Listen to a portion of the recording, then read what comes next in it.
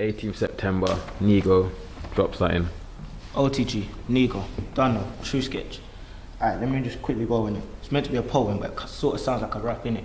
Look, if I told them about Jesus, they'd probably look at me like, why lie? Because these kids get their little buzzers off the white line. Told it would last forever, now that's more than a white lie. So sit back now, let me tell you about this Christ guy.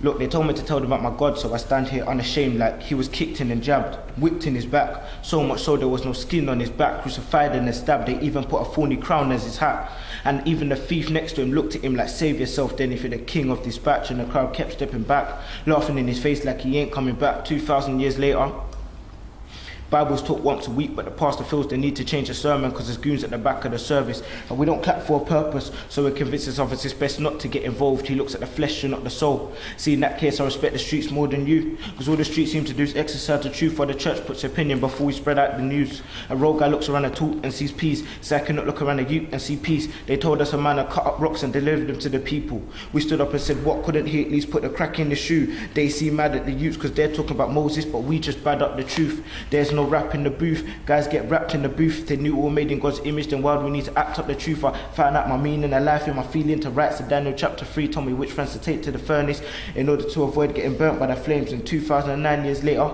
you lot reject him. So he's still getting kicked and then jabbed, whipped in his back, so much so that there's no skin in his back, crucified and then stabbed. You lot are putting a thorny crown in his hat, and we just keep stepping back, laughing in his face like he ain't coming back. But what we don't understand and what they didn't know is that that he rose on the third day. Jews weren't knowing his birthplace, said they didn't understand his birth's aim. OTG.